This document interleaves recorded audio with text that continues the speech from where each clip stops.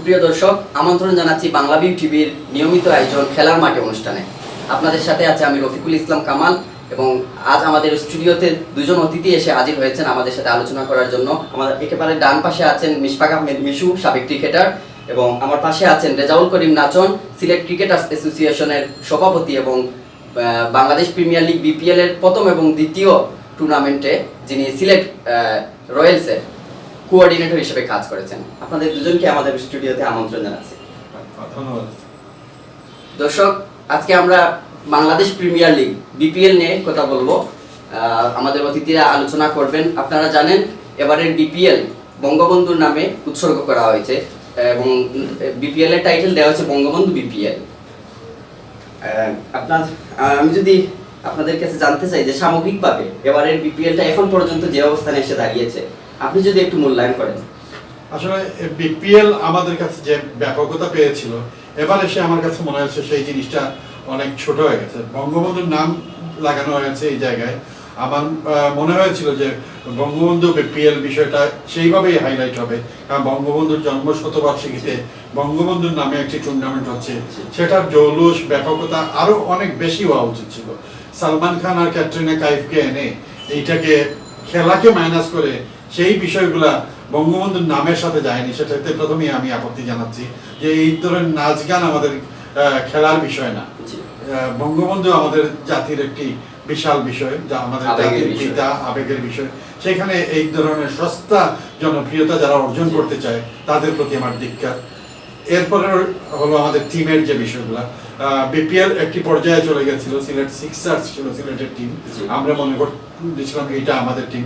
কুমিল্লারও same feelings আমি দেখেছি, কুমিল্লার টিমটাও তাদের নিজস্ব বা সবারই ঢাকার কথা বলেন, যদি চট্টগ্রামের কথা, সবার একটা আঞ্চলিক একটা ইয়ে ছিল। এবার হঠাৎ করে এসে সেই মালিকানা নাই, ফ্র্যাঞ্চাইজি নাই, কিভাবে জানি কি টিম হয়ে গেল, খেলাও শুরু হয়ে গেল। আপনি দেখেন ঢাকার মাঠে কোনো দর্শকই নাই।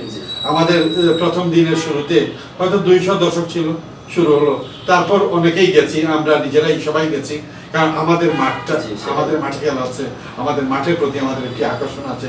সিলেটের মতো জায়গায় এত সুন্দর একটি মাঠ, এইভাবে খালি যাবে, মিডিয়া যাবে। আমাদের পরিবার পরিজন নিয়ে আসলে খেলা দেখতে যাইনি, আমরা পিকনিক করতে গিয়েছিলাম, ঘন্টা 2 ঘন্টা ছিলাম, চলে আসছি। কারণ সিলেট টিম বলে যে বিষয়টা আছে, এই সিলেট টিমের ম্যানেজার কে, কোচ কে, প্লেয়ার কে, অফিসিয়াল কে, কিছুই আমরা জানি না। কাজে এটা সিলেটের নাম নিয়ে এই অধিকারটা তাদেরকে কে দিল, আমি এটা জানতে চাই অনুষ্ঠানের মাধ্যমে। যে সিলেটের নাম নিয়ে টিম করে, সিলেটের সাথে কোনো সম্পৃক্ততা নেই। এই টিমটা সিলেটে আসলো, সিলেটের কোনো মিডিয়ার সাথে মিটিং করলো না, সিলেটের কোনো সোসাইটির সাথে মিটিং করলো না, কারোর সাথে কোনো সম্পৃক্ততা ছাড়া তারা এসে খেলে তাদের মতো চলে গেলো, টাকা পয়সা বানায় নিল না, টাকা পয়সা হারা, এগুলো আমরা কিচ্ছুই জানি না। আপনাকে যদি আরেকটা বিষয় এখানে জানতে চাই যে এবার যেহেতু বঙ্গবন্ধুর জন্মশতবার্ষিকী উপলক্ষে বঙ্গবন্ধু বিপিএল নামকরণ করা হয়েছে, তো এখানে কি আসলে কি বঙ্গবন্ধুর প্রতি শ্রদ্ধা জানিয়ে সংশ্লিষ্টরা এটা করেছেন, নাকি এখানে একটা স্ট্যান্ডবাজির ব্যাপার ছিল? শ্রদ্ধা জানালে তো আসলে বঙ্গবন্ধুর বিষয়টা নিয়ে আরো অনেক কিছুই করার ছিল। প্রত্যেকটা খেলার আগে বঙ্গবন্ধুকে নিয়ে কিছু করার ছিল, নতুন প্রজন্ম যাতে বঙ্গবন্ধুকে জানতে পারে সেই বিষয়টা থাকার কথা ছিল। কিন্তু কিছুই তো আমরা পেলাম না। আমরা 2 দিন 3 দিন মাঠে গেলাম, ওই শুধুমাত্র স্ক্রিনে বঙ্গবন্ধুর ছবি ছাড়া, আর বঙ্গবন্ধু ছোট করে লিখে, বিপিএল বড় করে লিখে, বঙ্গবন্ধুকে কতটুকু শ্রদ্ধা জানিয়েছি। আরেকটা বিষয় আপনি আগে উল্লেখ করেছেন যে সালমান ক্যাটরিনা কাইফকে, যে বঙ্গবন্ধুর নামে বিপিএল হচ্ছে, অথচ আমরা বিজাতীয় সংস্কৃতিকে এনে এখানে প্রমোট করছি, আমাদের দেশীয় সংস্কৃতিকে রেখে। এই বিষয়টাও তো দুঃখজনক। এটা আমাদের বাঙালি সংস্কৃতির জন্য দুঃখজনক, কারণ সেই সময় আপনি দেখেছেন যে যে কাপড় চোপড় পরে নাচ গান হয়েছে, সেটা কি আমাদের সংস্কৃতির সাথে যায়? এসব আসলে আমাদের এই নীতি নির্ধারকরা চিন্তা করা উচিত। আচ্ছা, আমি যদি রেজাউল করিম নাচনের কাছে আসি, যে আপনি জানেন যে বিপিএল এ এবার সিলেটের নামে একটা, সিলেট থান্ডার নামে একটা টিম আছে, বাট আমরা যেটা জানি যে সিলেটের সাথে সিলেটের মানুষের কোনো সম্পৃক্ততা নাই, সিলেটের কারো কোনো সম্পৃক্ততা নাই। সিলেট টিমে কারা খেলতেছেন, কারা আছেন, কোঅর্ডিনেটর হিসাবে কারা আছেন, কিংবা ব্যবস্থাপনায় কারা আছেন, এখানে সিলেটের কেউই নাই। এমনকি আমাদের সিলেটের যে প্লেয়ার কথা বলে, যদি ওলক কাপালি কথা বলেন, ওলক কাপালি আমাদের এখানে টপ প্লেয়ার, সিলেটের অনেক জনপ্রিয়, তিনি নাই আমাদের দলে। তো বিষয়টা আপনি কিভাবে দেখেন যে বিপিএল এ সিলেটের নামে টিম আছে কিন্তু সিলেটের কিছুই নাই? আসলে মিশু ভাই আমার অত্যন্ত শ্রদ্ধাভাজন একজন ব্যক্তিত্ব, ওনার ক্রিকেট খেলা আমরা দেখেছি ছোটবেলা। উনি সংক্ষেপে যে জিনিসটা তুলে ধরেছেন ওটাই হচ্ছে বাস্তবতা। এটার সাথে যদি আমি অ্যাড করতে বলেন, অ্যাড করতে চাই, যেটা হচ্ছে যে বিপিএল ছাড়া পৃথিবীতে মোটামুটি যে ফ্র্যাঞ্চাইজি যেগুলো হতো আইপিএল বিপিএল বা এগুলো যেটা হতো বিগ ব্যাশের পরে বিপিএল কিন্তু মোটামুটি একটা ফোকাস হতো সবাই মোটামুটি সারা ওয়ার্ল্ডের ক্রিকেটের মনে একটা ফোকাস হয়ে গেছিল। পাশাপাশি আমরা গতবার দেখেছি যে ফ্র্যাঞ্চাইজিগুলো ছিল টিমগুলো ছিল অনেকটা প্রফেশনাল ছিল এবং প্রতিটি টিমের যারাই ছিল কর্ণধার বা ছিল ওরা চেষ্টা করতে স্থানীয়দের নিয়ে স্থানীয় ক্রিকেট প্রেমী বা সব লেভেলের লোকজনকে ইনভলভ করে টিমটাকে যাতে সত্যিকারের সিলেটের একটা টিম হয়, হার জিততে পার না, সিলেটের একটা যেটা বিষয় বলেছেন এটা এখানে আমাদের আবেগ জড়িত, সিলেট নামটা যেখানে আছে সেখানে আমাদের আবেগ জড়িত। সো সিলেটের মোটামুটি একটা আজকে মনে করেন যে এই যে টিমটা 10টা খেলা হারলো, হ্যাঁ কারা খেলতেছে কারা কিছু নাই, তারপরেও আমরা সিলেটের নামটা আছে বলে দর্শকরা যাচ্ছে সাপোর্ট দিচ্ছে, হ্যাঁ কিন্তু আমরা এটা এই বদনামটা আমরা কেন নেব যে সিলেটের নাম ইয়ে করে 11 ম্যাচের মধ্যে 10টিতেই সিলেট হারছে, মানে এটা তো আসলে যে ম্যাচটা জিতেছে আসলে সেটা আমরা সাডেনলি মানে অ্যাক্সিডেন্টলি জিতেছে, এটা ব্যাটিংটা মানে সামহাও একজন ব্যাটসম্যান ক্লিক করে সেঞ্চুরি করে ম্যাচটা বেরিয়ে আসছে, বাট এটা ব্যাপার না। আমার কথা হচ্ছে যেটা আমি যেটা বলছি আমি এটা বলতে চাই যে এটা পুরো সিস্টেমটাই মানে বঙ্গবন্ধু কাপ হ্যাঁ অবশ্যই করা যেত। বিপিএল যেহেতু একটা সারা পৃথিবীতে একটা ইয়ে হয়ে গেছিল এবং একটা বছরের মধ্যে 2টা টুর্নামেন্ট হওয়াটা কোনো অবস্থায় মেনে নেওয়াটা আসলে, কারণ 2018-19 চ্যাম্পিয়ন কিন্তু কুমিল্লা টিমের ওনার যিনি আগে সিলেট ওয়েলসের ওনার ছিলেন উনি কিন্তু প্রকাশ্যে দুঃখ করে বলেছেন যে একটা বছর 2টা টুর্নামেন্ট না করে পরের বছর করা যেত যাতে টুর্নামেন্ট বিপিএল আকর্ষণটা থাকতো, প্রস্তুতি নেওয়া যেত, পাশাপাশি বঙ্গবন্ধু নাম অন্য একটা আরো জাঁকজমক করে টুর্নামেন্ট করা যেত যেটা মনে করেন ফোকাস সময় নিয়ে করলে আমার ধারণা ওইটাও ফোকাস হতো ভালো যেত। আরেকটা বিষয় যদি বলি যে বঙ্গবন্ধু বিপিএল এখন পর্যন্ত যেটা আমরা দেখতে পাচ্ছি যে পর্যায়ে এসেছে সিলেট পূর্ব শেষে, ঢাকা পূর্ব একটা 2টা হয়েছে আর একটা হচ্ছে চট্টগ্রাম আর তারপর হচ্ছে সিলেট থেকে যাওয়ার পর থেকে এখন পর্যন্ত শীর্ষ রান সংগ্রাহকের যদি আসি তার মধ্যে 10 জনের মধ্যে আমাদের 7 জন আছেন বাংলাদেশের, 3 জন হচ্ছেন বাইরের, আবার শীর্ষ 3 জনের মধ্যে হচ্ছে 2 জনই হচ্ছেন বাইরের আর আমাদের আছেন একজন, আমাদের একজন হচ্ছেন মোহাম্মদ নাইম শেখ। তো ব্যাটিং এর বিষয়টা যদি আপনি আলোচনা করেন যে শীর্ষ 10 জনের মধ্যে বাংলাদেশের 7 জনই রানের মধ্যে মানে শীর্ষ 10-এ, এই বিষয়টা আসলে আমাদের ক্রিকেটের জন্য বাংলাদেশের ক্রিকেটের জন্য কতটা মানে পজিটিভ দিক? এটা অবশ্যই এটা পজিটিভ সাইড যে লোকাল ব্যাটসম্যানরা রান করছে, পাশাপাশি আমরা এটা ফলো করতে হবে বিদেশিদের মানটা কেমন এবার বিপিএলে অন্যবার তুলনায় যে বিদেশিরা আসছিল এবার কোন বিদেশিরা আসছে এটা চিন্তা করতে হবে, কোন মানে বিদেশিরা খেলছে। আর আমি যেটা আরেকটা জিনিস আমি আগের প্রশ্নের সাথে রিলেটেড ছিল যে সিলেট টিমটা নিয়ে, আমার বিশ্বাস যে বর্তমান সিলেট টিমে সিলেট থান্ডার্স বা যে নামে যে টিমটা খেলছে এমন কিছু প্লেয়ারও আছে যারা কখনো আমার ধারণা প্রথম শ্রেণীর ক্রিকেট খেলে নাই, পাশাপাশি প্রিমিয়ার লিগে দলে খেলেছে, মানে খুব মানে ক্রিকেট বুদ্ধা যারা বা ক্রিকেট নিয়ে একটু ইয়ে করে যারা এরা কেউ আসলে এদের চেনে না। মনে করেন যে রুবেল হোসেন একটা প্লেয়ার আছে, ও কোন লেভেলে থেকে সে বিপিএলে চান্স পেলো, বিপিএলের মতো প্ল্যাটফর্মে চান্স পেলো, সিলেট টিমে এটা চিন্তা করা, একটা মনি এরা হয়তো ভালো প্লেয়ার বাট আমাদের ইয়ের না। তো আমার এটা থিমটা হচ্ছে এর চেয়ে ভালো কোয়ালিটির প্লেয়ার আমাদের সিলেটে ছিল, তান্না ছিল আমাদের সিলেট টিমের ক্যাপ্টেন, তান্না ছিল, এনামুল জুনিয়র কেনা যেত, সুভাষ গাজী টাইগার, এরা কন্টিনিউ খেলে যাচ্ছে, ওদের পারফর্ম করে যাচ্ছে সিলেট ডিভিশন টিমের হয়ে ডিস্ট্রিক্ট টিমের হয়ে। সো আমি যেটা মনে করি যে প্রথমে যে সিলেট থান্ডার নামটা এই সিলেটটা না লাগালে আমাদের জন্য হয়তো বেটার হতো হতো। আর ব্যাটসম্যানদের কথা আপনি বলছেন যে আমাদের সিলেটে আরো কোয়ালিটি ব্যাটসম্যান আছে, আমি কিন্তু সিলেট নিয়ে কথা বলতে চাই যেহেতু আমি সিলেটের ক্রিকেটের সাথে ইনভলভ, জাতীয় পর্যায়ে হ্যাঁ ভালো করছে সিলেটের, কিন্তু যারা যেখানে সুযোগ পেয়েছে আপনি দেখেন নাসুম চিটাং টিমকে ধন্যবাদ জানাচ্ছি, ওকে স্ট্রাইক বোলিং করেছে নাসুম, যাকে আমরা এত ইয়ে করে নাই, কিন্তু নাসুম কিন্তু খুব ভালো পারফর্ম করেছে। নাসুমের ব্যাপারটা বোলিং এ যদিও বাউলক কাপালি এখন পর্যন্ত খারাপ করেন নাই, আপনি আমাকে দেখান যে সিলেটের এই ছেলে সিলেট থান্ডার্স একমাত্র যে সিলেট প্লেয়ার আবাদতের পারফরম্যান্স দেখেন আপনি টপ ক্লাস পারফরম্যান্স, হ্যাঁ তো এই আপনি দেখান যে সিলেটে এই প্লেয়ারটা চান্স পেয়েছে এই টিমে আর ওর পারফরম্যান্সটা খারাপ হয়েছে কোনো অবস্থায় না, এবং এই কোয়ালিটি কিন্তু আরেকটা প্লেয়ার সিলেটে ছিল আর কয়েকজন ছিল যাদেরকে সিলেট টিম নিতে পারতো, নিলে আমাদের মানে এটা থাকতো, তখন আমরা হারলেও বলতে পারতাম না আমাদের সিলেট টিম খেলে হারছে। আমি যদি একটু বোলিং এর দিকে আসি মিশফাক আপনার মিশু ভাইয়ের কাছে, যে বোলিং এ আমাদের বিপিএল এর শীর্ষ 10 এখন পর্যন্ত শীর্ষ 10-এর মধ্যে 6 জন হচ্ছেন বাংলাদেশি, এই বিষয়টা আপনি কিভাবে দেখেন? আবার বিশেষ করে যদি পেসারদের কথা বলি যে মুস্তাফিজ টপে আছেন একেবারে মেহেদী হাসান রানা পেসার, এরপরে 2-এ আছেন মুস্তাফিজুর রহমান, তো পেসাররা ইদানিং রুবেল হোসেন আছেন, ইবাদত হোসেন আছেন টপের মধ্যে। তো এই যে পেসারদের যে ভালো করাটা বাংলাদেশের প্রেক্ষিতে আমরা যতটা দেখেছি যে স্পিনে উইকেট হয় স্পিনাররা ভালো করে দেয়, কিন্তু এবার দেখা যাচ্ছে ব্যতিক্রম পেসাররা ভালো করতেছে। এটা আসলে বিসিবি এটা ভালো ফসল, কারণ বিসিবি দীর্ঘদিন থেকেই পেস বোলিং এর উপর জোর দিচ্ছে, যে আমরা যখনই দেশের বাইরে যাই আমরা খেলাতে হেরে যাওয়ার মূল কারণ হয় বিশেষ করে টেস্ট ম্যাচে আমরা ভালো করতে পারি না, আমাদের ভালো পেসার না থাকার কারণে। তো বিসিবি এই বিষয়টা জোর দেওয়ার কারণেই অনেক নতুন পেসার বেরিয়ে এসেছে, সেইটা এটা ভালো লক্ষণ। আর বিপিএল যেটা বা খেলার যে বিষয়গুলো আপনি বলছেন, খেলাধুলা হলে আমাদের প্লেয়াররা খেলবে, দেশি বিদেশি প্লেয়ারদের সাথে যোগাযোগ হবে, খেলা হবে, অটোমেটিক প্লেয়ার বেরিয়ে আসবে, এটাতে স্বাগত জানানোর বিষয়। কিন্তু আমাদের আজকের মূল যে বিষয়টা হচ্ছে আমাদের সিলেট থান্ডার বা সিলেট যে টিম করা হয়েছে সেই বা বিপিএল যেটা হয়েছে, একটি বছরের মধ্যে 2টি বিপিএল যেটা নাচন বললেন, আসলে এটা একটু সময় নিয়ে করে বঙ্গবন্ধুর নামে যদি একটা বিশাল টুর্নামেন্ট করা হতো তাহলে হয়তো অন্যরকম হতো। আর আমাদের বিপিএল যেটা ছিল সেটাও যদি জায়গায় থাকতো তাহলে হয়তো কি আমরা 2টা খেলা পাইতাম। একটা বঙ্গবন্ধুর জন্মশতবার্ষিকী উপলক্ষে একটা বিশাল টুর্নামেন্ট, বিশাল বিষয়, সেটাতে আন্তর্জাতিক প্লেয়াররা একবার আসতো।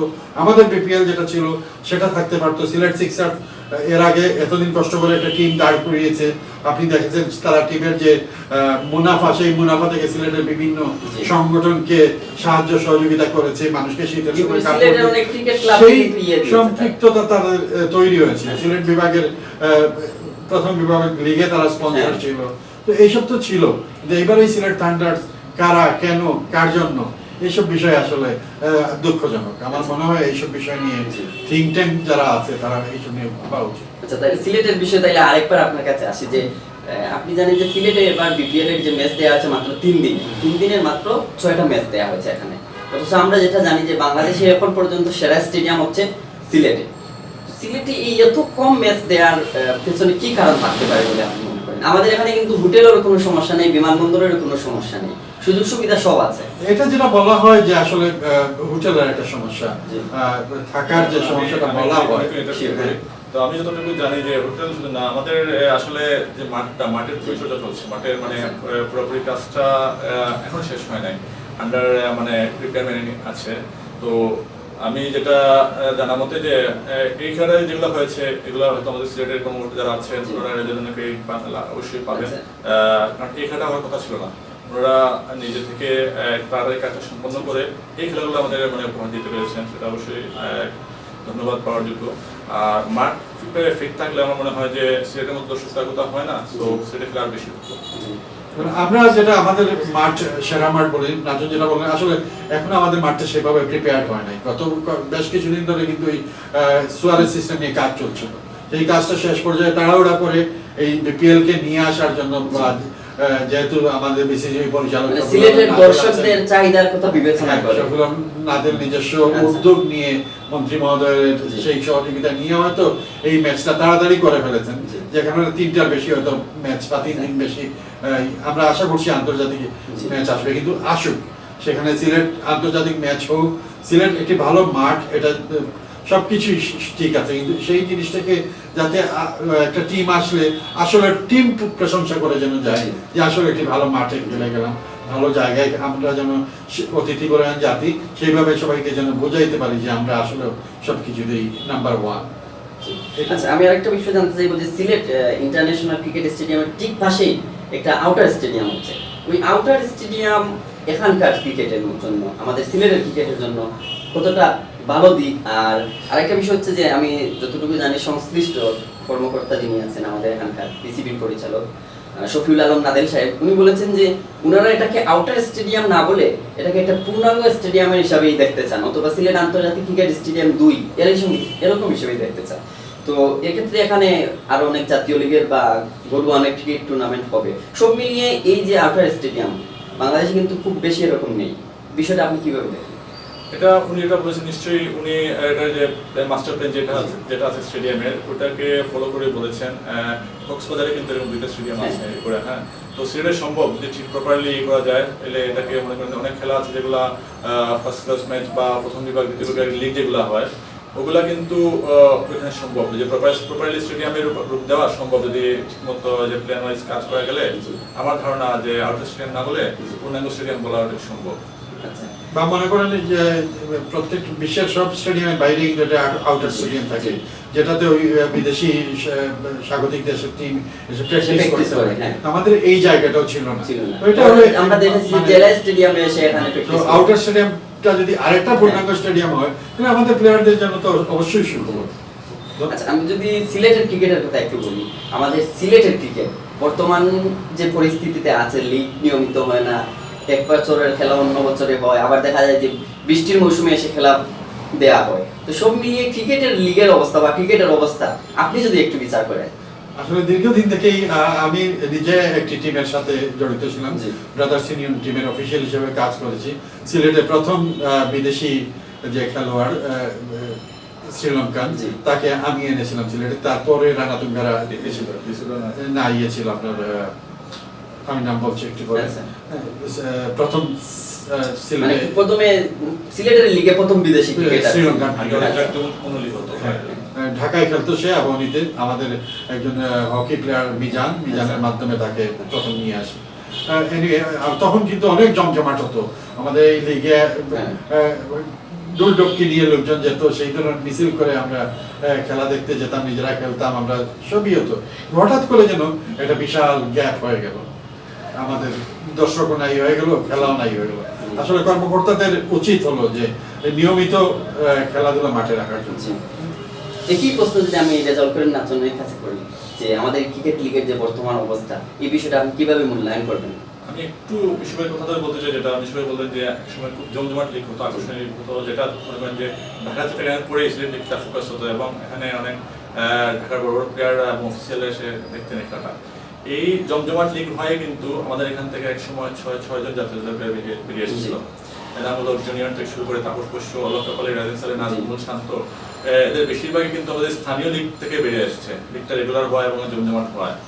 মাঝখানে একটা বিরাট ভাটা পড়লো আমাদের, যেটা এটার মেইন কারণটা হচ্ছে প্রথম বিভাগ দ্বিতীয় বিভাগ লিগটা না হওয়া, এবং হইলেও দায় সারা বছর হয়, যে কারণে আমাদের প্লেয়ারের প্রয়োগটা অনেকটাই কমে গেছে। এখন আপনি ফলোগুলো দেখবেন যে আমাদের পার্শ্ববর্তী জেলা মৌলভীবাজার, যাদের সাথে আগে আমাদের খেলা হলে সিলেটের খেলাটা মানে রেজাল্টটা আগে আমাদের পক্ষে মানে ইয়ে হয়ে যেত, কিন্তু এখন মৌলভীবাজার, হবিগঞ্জ, সুনামগঞ্জ সবাই কিন্তু সমান, সিলেট সমান ব্যালেন্স টিম।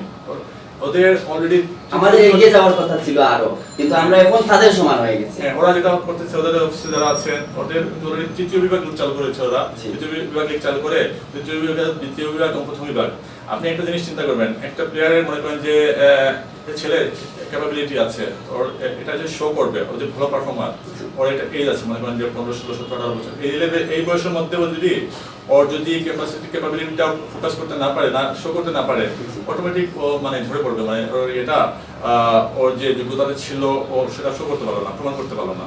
তো আমাদের প্ল্যাটফর্মটা হচ্ছে যে প্লেয়ার বাইর করা, লোকাল লিগ, স্থানীয় লিগটা করতে হবে, যেমন প্রথম বিভাগ, দ্বিতীয় বিভাগের পাশাপাশি তৃতীয় বিভাগ সম্ভব না হলেও স্কুল লিগটা যাতে রেগুলার হয় এবং পাইনিয়ার লিগ চালু করলে আমাদের জন্য বেটার হয়, এবং সময় মতো করতে হবে। বৃষ্টি সিজন করলে প্রতিটি খেলায় কাটেল ওভার হয়, যে মানে 15 ওভার 20 ওভার, এতে করে যারা চান্স পাওয়ার কথা ওরা চান্স পায় না।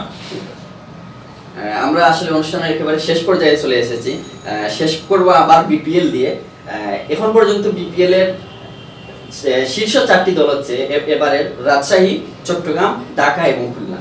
এই 4 দলের মধ্যে আপনি যদি একেবারে সংক্ষেপে বলেন যে কাকে আপনি চ্যাম্পিয়ন হিসেবে দেখতে পাচ্ছেন? আচ্ছা, আগে আমি আমার ইনফরমেশনটা দিয়ে দিই। জি। প্রথম যে আমি বলেছিলাম যে শ্রীলঙ্কান যে প্লেয়ারটি নিয়েছিলাম তার নাম ছিল রড্রিগো। সিলেট মাঠে প্রথম শ্রীলঙ্কান প্লেয়ার হিসেবে খেলো। তারপর রানা তুঙ্গা সহ অনেকেই এসেছিলেন। আসলে বিপিএল কে চ্যাম্পিয়ন হলো কে না, ওটাতে এবার আসলে আমাদের মানে আগ্রহ কিছু যায় না। হ্যাঁ। খুব একটা ইন্টারেস্ট নাই আসলে। আপনি যদি আমাকে জিজ্ঞেস করেন যে ঢাকা টিমের ক্যাপ্টেন কে, সেটাও আমি বলতে পারবো না। খুব আগ্রহ নাই, কারণ এই আগ্রহটা বিসিসিবি তৈরি করতে পারে। তারা আসলে আগ্রহ ছিল, কিন্তু এটা তারা নষ্ট করেছে অব্যবস্থাপনায় নানা কারণে। আচ্ছা, আপনি যদি একই বিষয়ে যদি আপনি বলেন। আমি সংক্ষেপে বলেন, আমি এক্ষেত্রে আমার এগিয়ে রাখবো খুলনা টিমকে, মুশফিকুর রহিম। এবার আমার যতটা আগে খেলছে সবচেয়ে বেশি এবং এটি মনে হয়েছে খুলনা টিম, এবং এর মেইনলি এটা হচ্ছে রিজনটা হচ্ছে বিকজ অফ মুশফিকুর রহিম। কিন্তু আমি যদি বলি যে আপনাকে যে মাশরাফির কথা, মাশরাফি বিপিএল এর সবচেয়ে সফল অধিনায়ক, তিনি ঢাকায় আছেন, তার দলও সবচেয়ে ভালো এবারে খেলে। হতে পারে সেটা হয়তো মাশরাফি টিমে ঢাকা টিম বরাবরই ফেভারিট থাকে এবং দেখা যায় কোনো না কোনো ভাবে ঢাকা টিম ফাইনালে যায়, সেটা কিভাবে যায় সেটা অবশ্য মানে হয়তো না যাই আমরা, বাট হয়তো মাশরাফি টিম ফাইনালে যাবে। তবে আমি খুশি হবো যদি মুশফিকের টিম চ্যাম্পিয়ন হয়, কারণ ওরা পারফর্ম করে মানে করছে প্রতিটি ম্যাচে ওরা মানে ইমপ্রুভ করছে এবং পারফর্ম করছে, ওরা লোকাল প্লেয়ার ভালো করছে ওদের। আমরা অনুষ্ঠান শেষ করবো। আমাদের সাথে যুক্ত দিয়ে মিশফাক আহমেদ মিশু এবং রেজাউল করিম নাচন, আপনাদের দুজনকে ধন্যবাদ এবং কৃতজ্ঞতা। আপনাদেরও ধন্যবাদ আমাদের আমন্ত্রণ। জি, সুপ্রিয় দর্শক, আমরা অনুষ্ঠান একেবারে শেষ পর্যায়ে চলে এসেছি। আপনারা জানেন প্রতি রবিবার রাতে আমাদের এই খেলার মাঠে অনুষ্ঠান সম্প্রচারিত হয়। আমাদের সাথে থাকুন। আপনাদের সবাইকে ধন্যবাদ।